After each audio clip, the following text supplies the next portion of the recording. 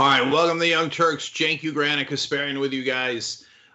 We have really interesting news about coronavirus, of course, and the stimulus bill associated with it. As usual, we will give you a perspective that not very many other media outlets are giving you right now. Everybody on TV is high-fiving over the stimulus package. As Anna's about to explain to you guys, there are massive problems with it. When I saw that Trump was celebrating how reasonable Schumer was, I knew we were in trouble. So we'll get to that in a second. But guys, there are real needs that businesses have. Have they actually been addressed equitably? Apparently not. But I can tell you this, we're one of those businesses. So we appreciate everybody watching. We appreciate everybody participating in every way that they can. And we understand, obviously, that some folks are on very hard times now. But if you can, it's super important to keep us on air to give you that different perspective.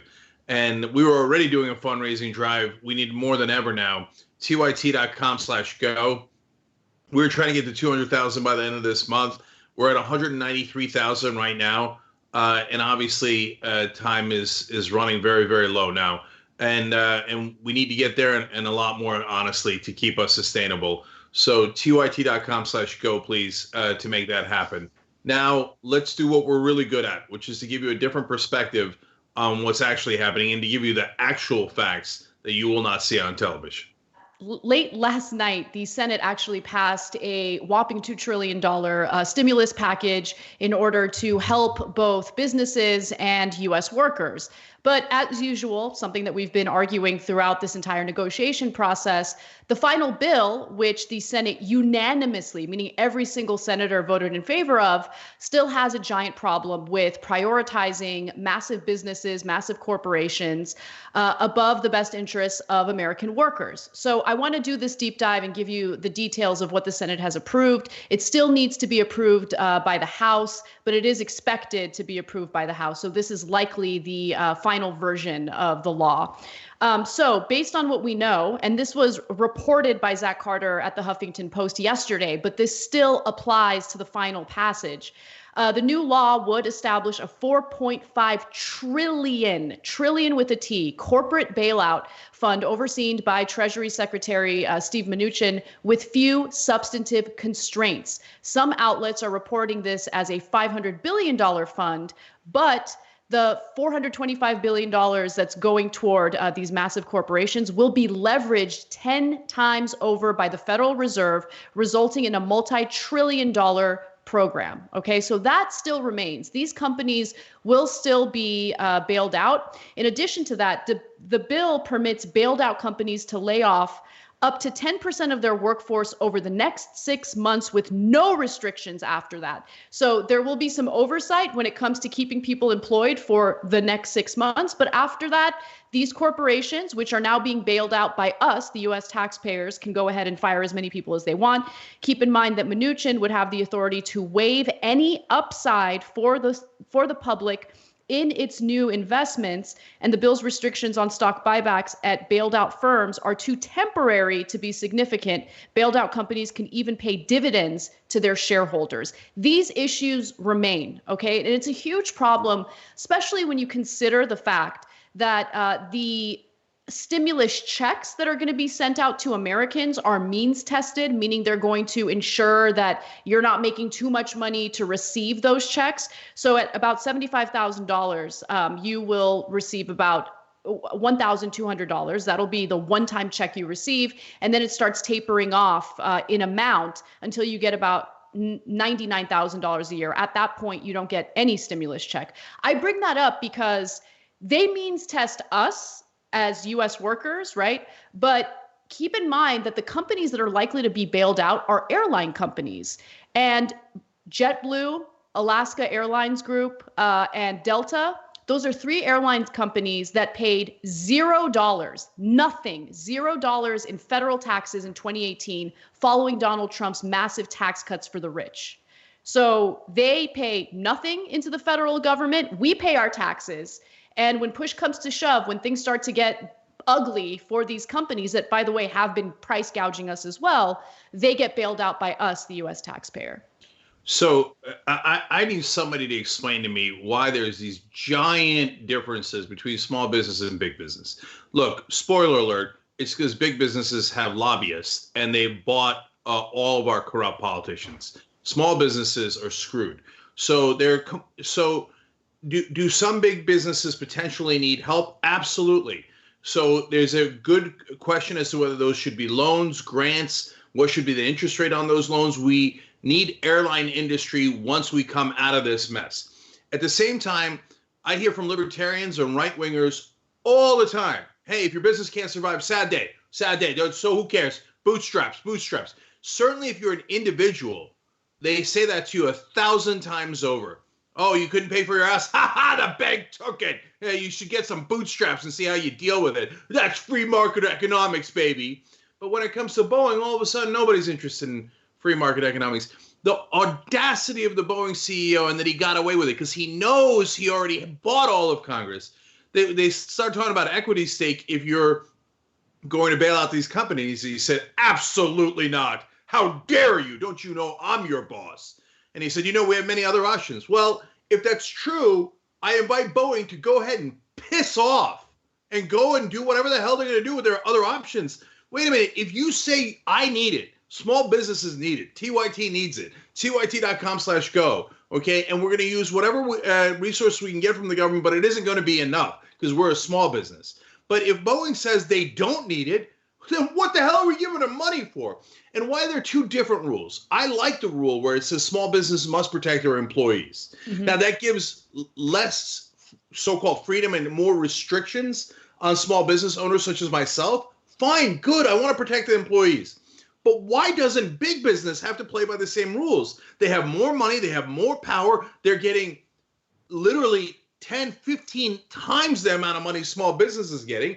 So why don't they have to play by the rules? No, they can fire 10% of their employees right now. They already fired a lot of their employees already. No consequences for that. And then after 6 months, they can fire them all if they want, right? And at the same time, here you go, dividends to shareholders and all the other things. Can small businesses do any of that? No, because you weren't as corrupt as big business, and you didn't buy all of our stupid, corrupt politicians. So now, are you seeing that on TV? No, you're not. On TV, because they're owned by large corporations. They're all applauding. Bravo, bravo, way to give it away to us. Yeah, a lot of the great analysis that I've seen on this Senate bill has been done on independent media outlets and print journalism, some print journalism. But I do want to note that the way they're defining small businesses is if you have 500 employees or less. And the reason why I bring that up is because the massive corporations that do not have to abide by this, strict employee rule, they employ more people in the country, right? Because by their very nature, they have more employees. As big businesses, big companies, they have more employees. So if you genuinely care about rewarding companies who keep their employees because you want people to stay employed, then having a different standard for small businesses makes no sense. And the standard, by the way, for small businesses is that the federal government will come in and provide loans in order to keep the companies afloat. However, those loans will only be forgiven if the small businesses maintain their workforce. With the corporations, it's a little different because these are bailouts. So they're loans by their very nature, but they don't have to abide by any strict rules when it comes to keeping their employees. Because you're right, Cenk. I mean, I think corruption does have a lot to do with it. And Boeing tells these lawmakers to jump, and they jump. It's amazing to me that he has the audacity to say that the U.S. government has no role in owning equity in Boeing when the U.S. government's coming in to save them right now. It's crazy. Look, if you're doing emergency financing of any business under normal circumstances, meaning for whatever reason they need emergency financing, keep it real. If you know anything about business, that means you have all of the leverage. So in this case, the government has all the leverage. Now, if Boeing says, I don't need your money, so you have no leverage, fantastic, great. Then we won't give it to you. But for the government to say, oh, please, please take my taxpayer money. By the way, taxpayer money isn't free. Where does it come from? It comes from all of us. So right. I'm going to take from the middle class, and I'm going to pretty please give it to you under the conditions that you will impose upon us. That's not how it works. Boeing should get zero. If they don't want it, they should shut up and go away. So it is absolutely outrageous. Part of it is for the airlines, which are in the biggest trouble. Again, understand that I have tremendous sympathy, even for the large corporations that are going through incredibly tough times, as long as we're fair to everyone. But some of those folks are going to get grants. Some of the largest corporations in the world are going to get grants. That means free. Take it. It's yours. Is it going to be same rules for small business? Is it going to be same rules for the employees? Oh, hell no. No. The richest people, as usual, in this deeply corrupt country get the most.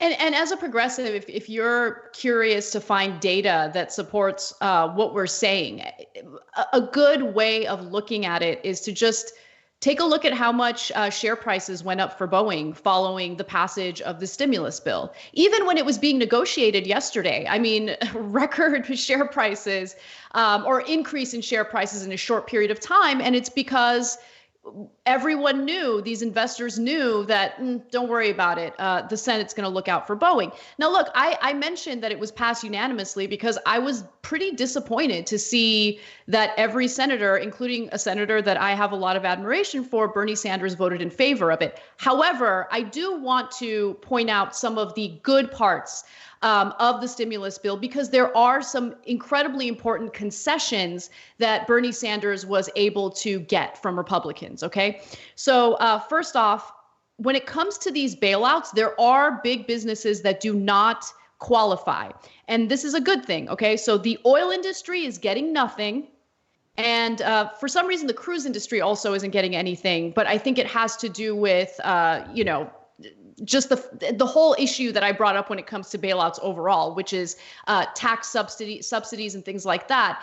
I mean, it's amazing that we get means tested, and then the companies that haven't paid anything in federal taxes end up getting bailed out. Now, cruise companies apparently don't fall under that category, but I'm really happy to see that the oil industry isn't going to get any of this bailout money.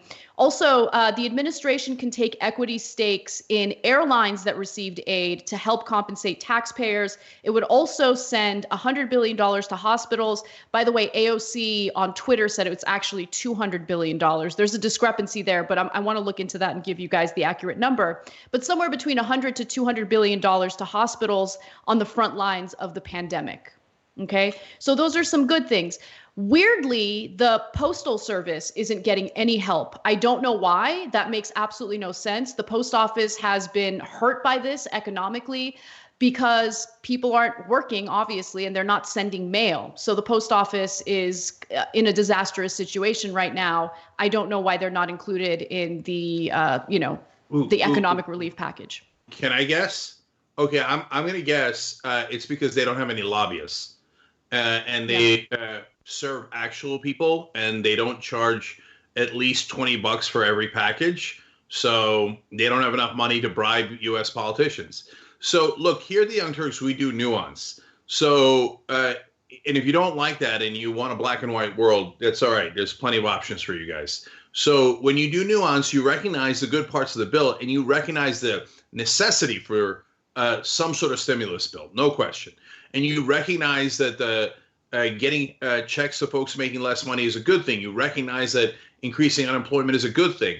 The incentive for companies to keep employees is a good thing. But you also recognize the downsides. And so, that's why independent media is so important. I don't mean in this case just the Young Turks. As Anna pointed out, Zach Carter at Huffington Post, David Dayen, who comes on the show from time to time, American Prospect, really, really good articles that actually explain to you what no one else is explaining. That's why you'll go on TV, and TV makes it sound like it's Shangri-La. And the reality is we got giant giveaways to multinational corporations, and is there equity in it? So, again, no one's explained to me why cruise companies get nothing, and they're absolutely devastated by this, and airlines get loans and grants. So I could see the need for airlines to get both, depending on how you structure it. Do we get equity stakes? What kind of leverage did we use? What are the terms of it? But I could also see that for cruise lines. So, but why? If you're asking me to guess, I would guess that the airline companies have way better lobbyists. And by the way, their union for the flight attendants is excellent. So they might have used leverage with the Democrats to say, no, you'll give money to the airlines. And if the cruises aren't unionized and they don't have the unions pushing the Democrats to support them, sorry, all the cruise companies go bankrupt. But that's the problem with this. This isn't based on need. It's based on corruption. Right. I agree with you on that. One other thing I wanted to bring up when it came to the cruise companies is an argument is, hey, they're basing their headquarters in places where they wouldn't have to pay anything in taxes to the U.S. government. And that could have factored into their decision. But tax dodging is a favorite American pastime for a lot of these corporations that are going to get the economic relief. Well, so, and I love that explanation. And if that's true, let's make it uniform. Yeah. Any company trying to dodge U.S. taxes. Look, I love my iPhone, but Apple, I don't know what they're doing in Ireland. And if you're an Irish company, well, okay, I guess sad day for you. And then it goes on. I don't know that Apple needs anything in this context, right? But whichever company is not based in America and is trying or has put a subsidiary in a foreign country in a way to avoid U.S. taxes, bye-bye. You shouldn't get anything. So I wanted to also just give you guys all an update on some of the other concessions that were secured by Democrats, right? So yesterday there was a hilarious headline on CNBC about like panic. Bernie Sanders is threatening to hold up this bill or block it if they don't agree to expanding unemployment insurance, along with ensuring that people who made less than $2,500 in the last year would also get some help, because the Republican version would not offer help to people who weren't making enough money to qualify for that stimulus check. And so the Dow dipped, and they were trying to push him or intimidate him into just caving into what the Republicans wanted. And he didn't do it. So to his credit, he didn't cave. He demanded more. And luckily, this is the best part of the bill, in my opinion. They did manage to expand unemployment insurance. So Americans who have been laid off or people who have been forced to stay home as a result of COVID-19 can apply for unemployment. And apparently on top of their state unemployment benefits, they will also receive $600 a week in unemployment insurance for 4 months. I mean, that is pretty robust, and Republicans were whining and crying about it. But I do like that portion of this economic relief bill. Also, when it comes to the actual economic relief checks, the stimulus checks, that's unchanged, with the exception of what I said about people making less than $2,500. So for instance, if you are an adult making up to $75,000, you will get a one-time check for $1,200. After that, up to $99,000 a year, you get about $600. If you make more than $99,000 a year, you get nothing. And if you are with children, if you have children, you get some extra money for that as well. I believe $500 per child. So, again, here, context is important. 4 Republican senators, including Lindsey Graham, were complaining, oh, my God, people on unemployment insurance, they might actually make a nickel more than they did when they were employed. Heaven forfend, as Bernie Sanders basically says things along similar lines, mocking those Republican senators as he should have. But is there any conversation from those same Republican senators of, wait a minute, Boeing might actually come out ahead here? They spit in our face earlier and said they don't need any of our money, but demanded that we give it to them with no strings attached anyway.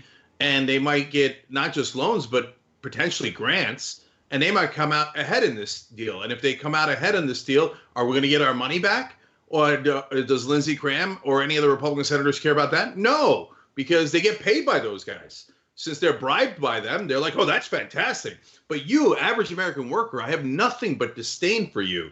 is what Republican senators say brazenly to your face. This is why I get so frustrated with the mainstream media.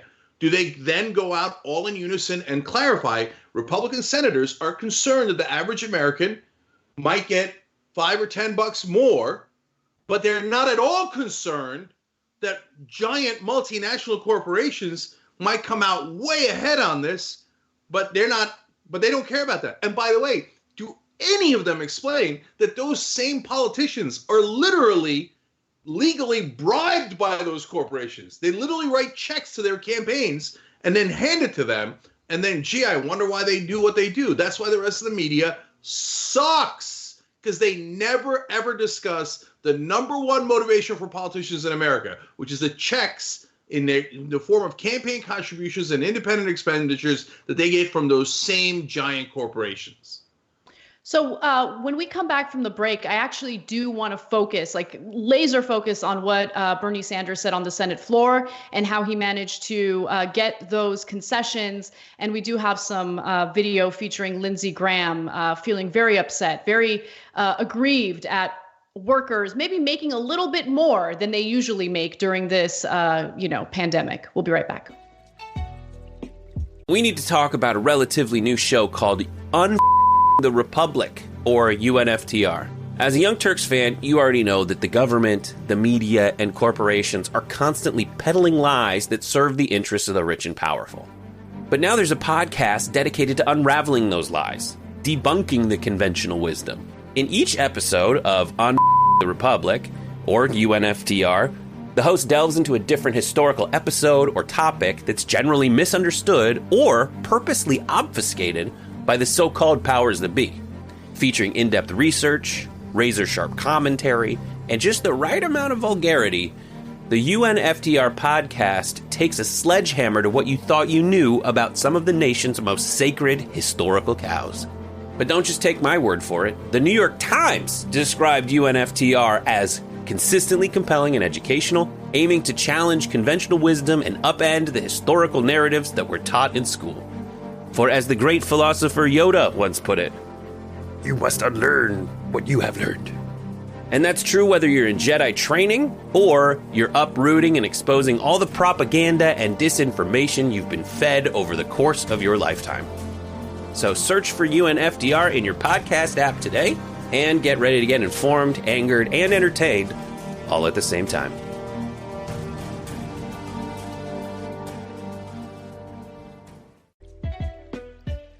All right, back on the Young Turks. Let me read your comments as usual. Go to the members first as usual, tyt.com/join. And as a percentage of what we do, the programming, membership gets more these days than anything else. We do an extra half hour live for the members right after the show. So tyt.com/join to become a member. So Jeffrey's one, and he says, it's a Scrooge McDuck-sized fortune with few strings attached for corporations and loose change found on the couch cushions with means testing for the people. Unfortunately, that's true. Tokyo Viking says, I can't donate more, but I will promise to stay on as a member. Thank you. We appreciate it. Look, everybody, do only what you can, okay? Everybody, look, you got to look out for yourself, your family as well. In tough times, no one understands that better than we do. But thank you for staying on as a member. It goes a long, long way, especially now. Ruth Iverson says, I just upgraded to producer membership. I see so much inaccuracy and fear in TV, and I need my TYT now more than ever. Thank you, Ruth. Really, really appreciate it. And by the way, Anna and I are doing live videos throughout the day as well. And you could get that on tyt.com, but also on youtube.com/TYT, where we're going live. Nipple Pierce Jenkins Skinny Jeans says, suddenly all these large companies love socialism since they need money. Yes, always socialism for the rich and rugged capitalism for the poor. We told you during the campaign, and here it is on display, yet no one on TV talks about it. No one on TV says, how are you going to pay for that? Okay, as we're talking about multi-trillion-dollar stimulus packages, nobody on TV says, hey, wait, isn't socialism bad? And remember all the debates when they all asked, does anybody agree with Bernie Sanders' socialism? Is anybody asking right now, does anybody agree with Donald Trump's socialism? Anyway, last one here. This is using YouTube Super Chat, which also helps the show, so thank you. KSHD Jack says, getting unpaid furlough starting next week for at least 4 weeks, keeping my $100 a month TYT membership. Wow. TYT is needed more than ever. Thank you. Again, guys, do only what you can, okay? Don't to put your self in peril either, obviously. And we're all a community, and we're all going to try to help one another. And yes, these are perilous times for TYT, as with all small businesses. There's no question about that. But we appreciate everybody's wonderful generosity. And obviously the fundraising campaign is tyt.com/go. All right, thank you. Anna, what's next? All right. Well, despite the fact that the Senate bill does have some pretty giant flaws in it, including those bailouts for massive corporations, luckily the final version, which the Senate unanimously passed, included an expanded version of unemployment insurance, which would cover everyone, including people who work in the gig economy. And it would also provide more in federal funding, so people who do need that unemployment insurance will make enough money, the same amount of money as their salaries, in some cases more money than they would typically make, in order to make ends meet during this difficult time, during the coronavirus pandemic. Now, that was not an accident. It was because we had someone like Senator Bernie Sanders fighting for it on the Senate floor. And he certainly went after Republicans aggressively. Take a look. And now I find that some of my Republican colleagues are very distressed. They're very upset that somebody who's making $10, $12 an hour might end up with a paycheck for 4 months more than they received last week. Oh my God, the universe is collapsing. Imagine that. Somebody who's making $12 an hour now, like the rest of us, faces an unprecedented economic crisis with the $600 on top of their regular unemployment check, might be making a few bucks more for 4 months. Oh, my word! Will the universe survive?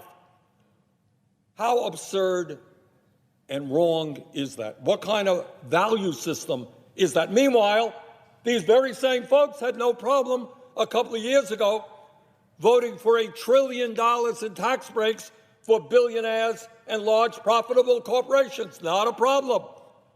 But when it comes to low-income workers in the midst of a terrible crisis, maybe some of them earning or having more money than they previously made, oh my word, we got to strip that out. I love that he made that argument on the Senate floor, and I like that he called those Republicans out. And by the way, the only critique I have for the statement he made is that the $1 trillion tax cut for the rich was actually a $2 trillion tax cut for the wealthy over 10 years. Yeah. Look, it's so refreshing to see Democrats fight back. And they, of course, they almost never do it. And you knew this bill was trouble when Trump said, oh, Schumer's been very reasonable. So I was happy to give him like some $25 million for the Kennedy Center or whatever pittance that they did. Because, yeah, Democrats have the same corporate donors, et cetera. Here, actually, look, I love Bernie's speech there. I love that he fought for the unemployed and for the average American worker. But as we discussed earlier in the show, there's a good case to be made to vote no on this bill and have more accountability. Look, we're trying to survive here, as with any small business. That's why we're doing tyt.com/go. But at the same time, I wish we had more money rather than less money. Why? Because I would love to hold Mnuchin and the Trump administration and all these politicians accountable afterwards. Who did they give the money to? How much did they give? How much of it was loans? How much of it was grants? To have kick-ass reporters like David Dane and Ryan Grimm works with us, obviously, as a contributor, but to have all of those guys and so many more to chase down all the corruption in Washington. Yeah, absolutely. And Bernie Sanders went even further to talk about how, some members of Congress just don't see working Americans, especially if they happen to be poor, as people worth representing. Take a look. When the McConnell bill first came up, unbelievably, and I know many Republicans objected to this, they were saying that, well, we want to give whatever it was, $1,000 or $1,200, but poor people should get less. You see, because poor people are down here, they don't deserve, they don't eat, they don't pay rent, they don't go to the doctor, they're somehow inferior because they're poor, we're going to give them less. Well, that was addressed. Now everybody is going to get the $1,200. But some of my Republican friends still have not given up on the need to punish the poor and working people. You haven't raised the minimum wage in 10 years. Preach. It's just, what are we doing, guys? Like, what are we doing? What are we doing? What are we doing in the Democratic Party right now? We have like Joe Biden as a Democratic frontrunner. He's a complete and utter disaster. Can't even get his like sentences straight in a single cable news interview. Doesn't know how to hire the right people to get his live streams going, right? I mean, where's the tough talk coming from Joe Biden? There's been none. Zero. What are we doing? Why are we wasting our time right now? It's just, and we're told that this man that you're looking at right now, Joe Biden, is the most electable person. I mean, his silence really has been deafening on all this. Yeah, I thought he was going to end his speech with "Hello, somebody." God, it's just. Are you talking about Nina Turner? Yeah. Yeah, I love it. Because he's talking about the average guy. Isn't it amazing? Last thing on this, that the one senator, the one politician in the country clearly fighting for the average American, and all of TV hates him. Oh, they hate him. Yeah, and not just TV. New York Times, NPR, they're like, oh, fighting for the average guy. Yeah, definitely not him. Okay, the guy who can't figure out how to make Skype work and says nothing will change. Oh, that guy's awesome. That guy's awesome. Right. So the guy who argued to that there should be democratic socialism, now there's socialism for the rich. No one's saying a word. The guy who argued that there should be healthcare for everyone, all of a sudden everybody's saying, hey, we should have healthcare for everyone during this crisis. Well, how about every other crisis? No, but he never gets credit for any of it. All he gets is disdain and hatred from the elitists that run our mainstream media. Yeah, we need to wake up. All right, I want to reset for this Lindsey Graham video because I think it is important for everyone to see the type of policies these gross Republican politicians are looking to push. So the poorest people suffer the most. So during the negotiations on the Senate version of economic relief for Americans, there were Republicans like Senator Lindsey Graham who were aggrieved at the notion that unemployment insurance would be expanded to the point that people who make the lowest wages would actually earn a little bit more under the unemployment insurance. Keep in mind that unemployment insurance is a limited period of coverage. Okay, you would get paid for 4 months under this new plan that was passed by the Senate. And Lindsey Graham doesn't like it at all because he thinks, no, you should be paid starvation wages even in the middle of a pandemic. Take a look. In my wildest dreams, I never believed we would pass a bill that would give you a pay raise if you got unemployed. I want people to get their income while they're unemployed, but I don't want to increase their wages because you'll incentivize people to leave their job. In this bill, you'll have 50 to 150% pay raises for people if they leave the workforce. Good luck with Amazon hiring 100,000 people because the unemployment benefits in South Carolina equal $23 an hour. How are you going to hire people in South Carolina when you're competing with government wages at $23 an hour? There's a lot of good in this bill. I'm going to vote for it. They're medical supplies that nurses and doctors and hospitals need. Mnuchin's done a good job, very much, trying to keep the Democrats from putting their Green New Deal into the bill. But here's what we've done. In the name of doing good, we're going to make it hard for the next 4 months for employers to find workers, and we're going to incentivize people to leave the workforce because the first time in my lifetime, America will pay you more not to work than work. He started that argument off by saying, if you got unemployed, if the onus is on us, okay, as workers, it's our fault that there is a pandemic that the executive branch completely underestimated, minimized, just so Donald Trump can look good. And it got so bad that now the virus has spread quickly. By the way, we don't know how much it's spread because we still don't have enough testing available. And so people have to stay home because of social distancing, right? But it's our fault. It's our fault that that's what happened, right? Yeah. It's the workers' fault. He's disgusting. So, look, again, at TYT, we do nuance and we're rational actors. So if you had a bill that in the long term paid more to be unemployed and then to be employed, would it be a problem? Yes, it would. Is this for the long term? No. Would any rational person decide, hey, you know what? In the middle of this crisis, I think it's a great idea to get unemployed, as Lindsey Graham would say. So let me go and get myself fired or quit because for a brief period of time, I might get a couple of bucks more, right? And then at the end of that 4 months, I don't know if I'll ever find a job again, but let me go get unemployed. No, that is not how people think. Yes, they respond to incentives and disincentives, but the idea that you're going to take a risk that you might not be able to get a job again, nobody thinks that way in the middle of this crisis, and that's crazy talk. And I want to come back to his different rules for the rich in a second, but go ahead, Anna. Yeah, no, but here's what his thinking is, right? And I think that this is a problem not only with Republican lawmakers, but just our way of thinking in America overall. I see Democrats thinking this way as well, which is to say, well, if we offer too much help to these people, these workers who were making minimum wage, well, then maybe that will dissuade them from going out and finding another minimum wage job.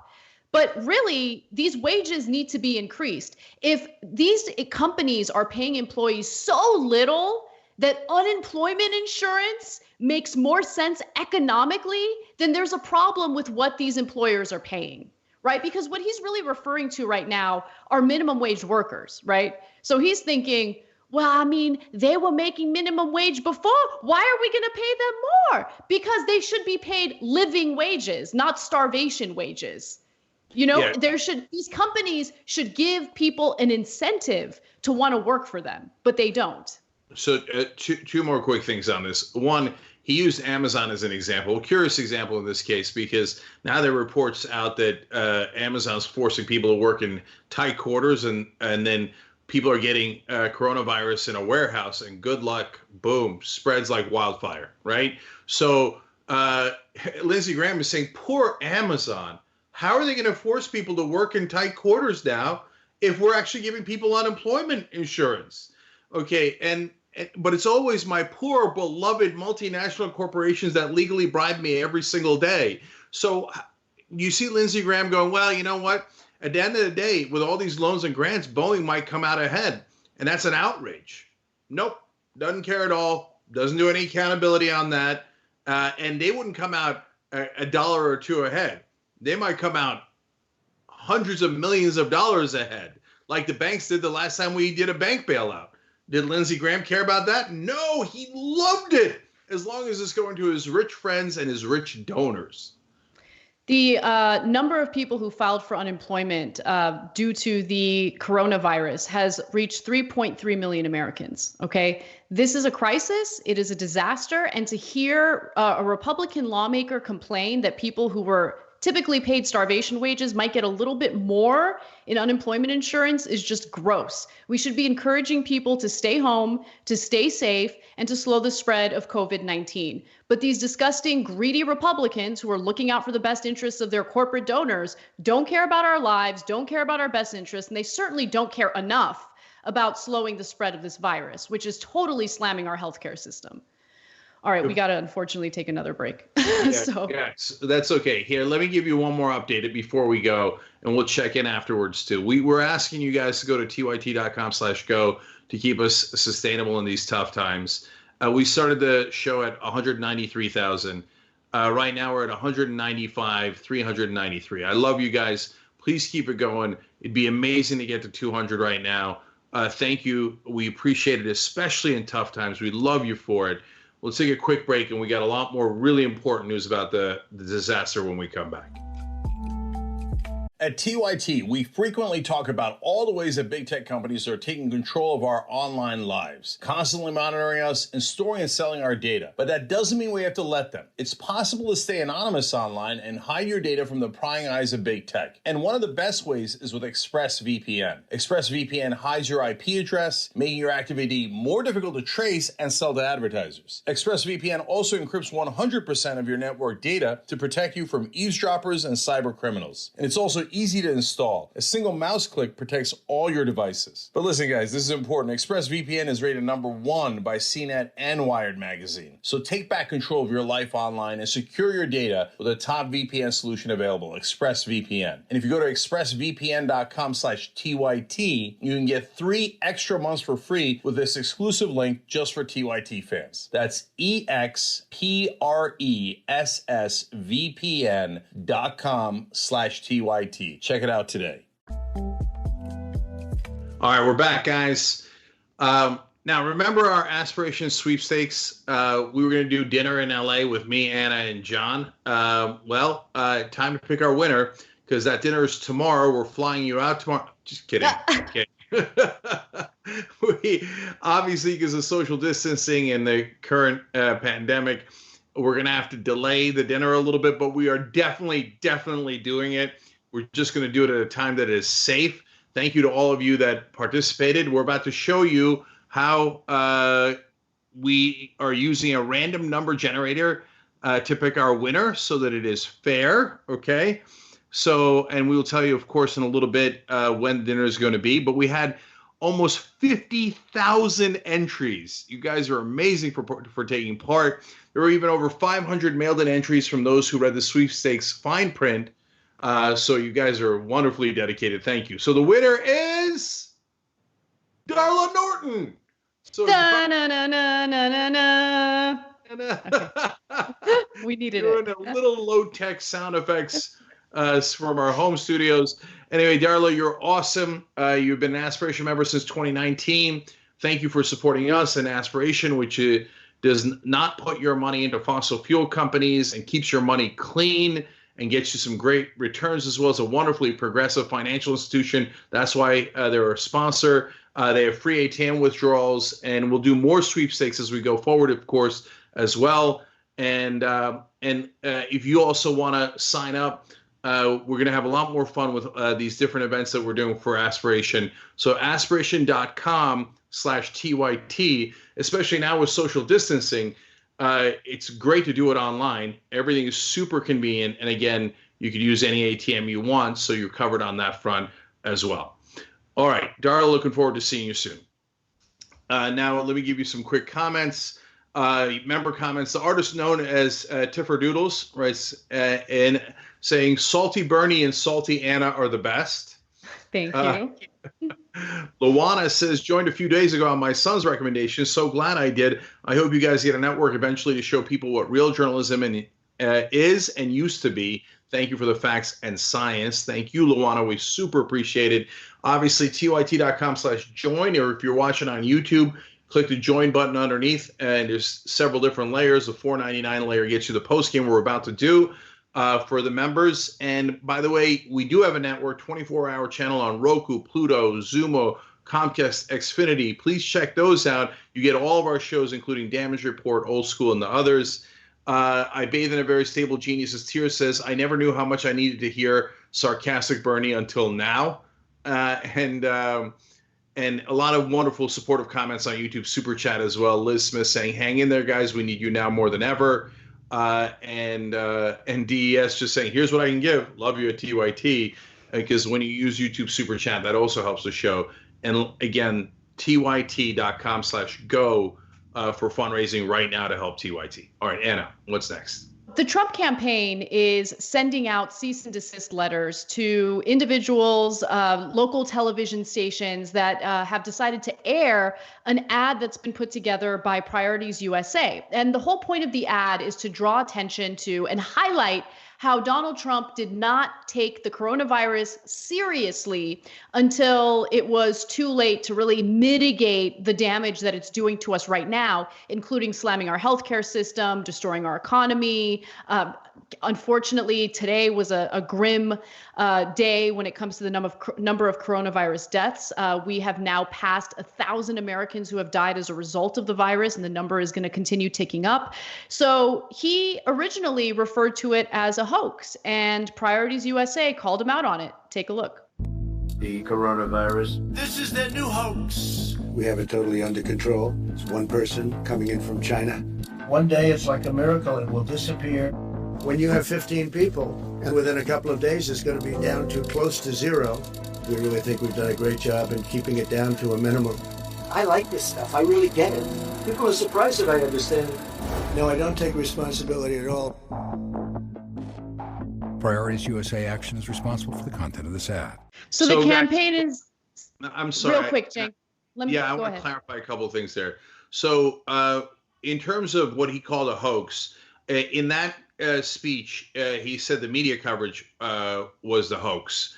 But everything else is 100% true, including him totally, utterly minimizing it. And the number of cases is skyrocketing. We passed 1,000 deaths this year. I mean, just today on coronavirus. And one more thing before Anna gives you the rest of the info. To me, one of the most damning parts of it is what he says about himself. He said there, like, nobody thought that I would know anything about this. Yeah, because nobody thinks you're smart.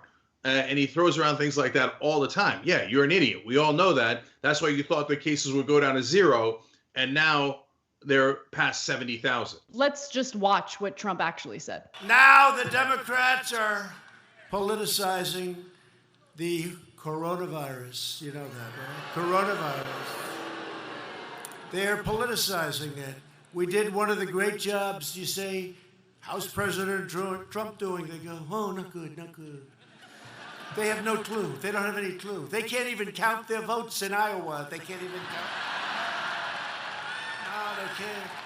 And this is their new hoax. But, you know, we did something that's been pretty amazing. We're 15 people in this massive country.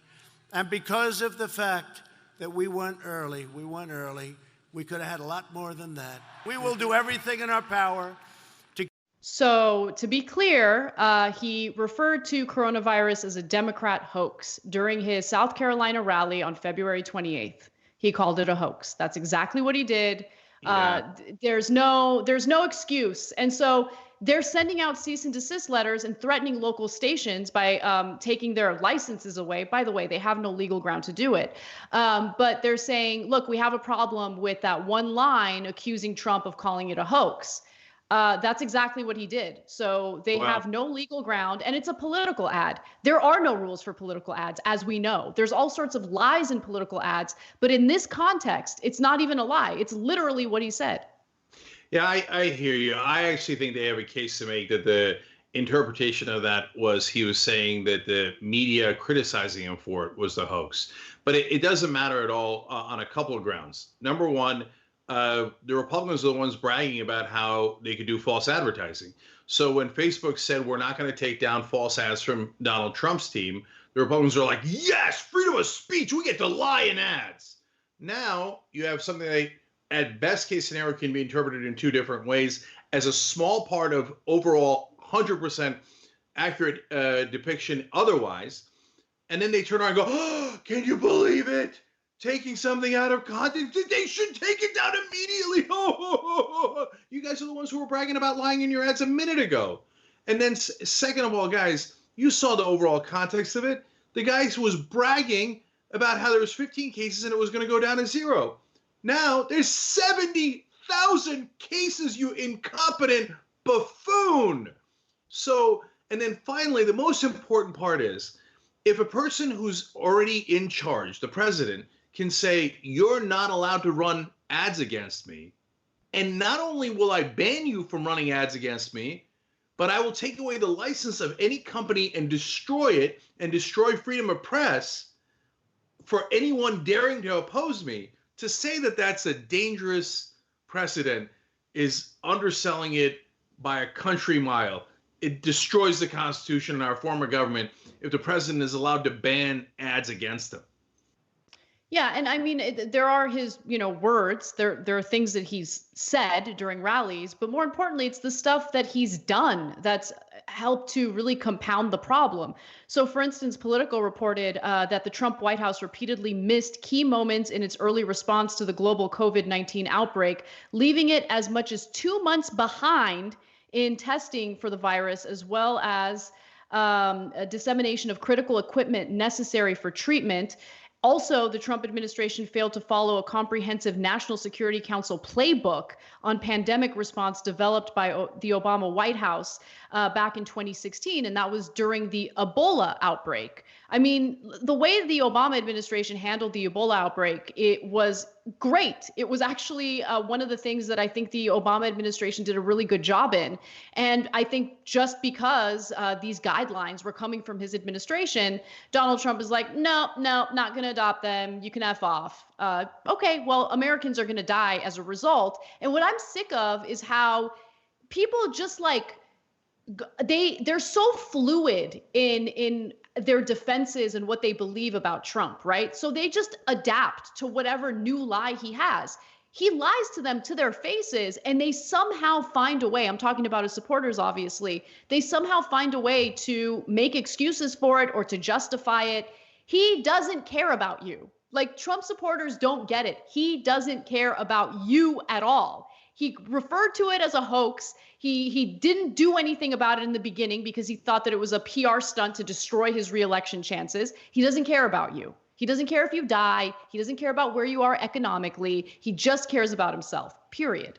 Yeah. So look, even to this day, they passed this new bill, and the bill does have money for hospitals. That's good. But does the bill require production of the tests, of masks, of ventilators? It does not. Governor Cuomo is saying, where the hell's the help? You pass this giant multi-trillion-dollar bill. It helps the biggest corporations. It doesn't actually help sick people nearly enough. So he's still doing it in an incompetent way.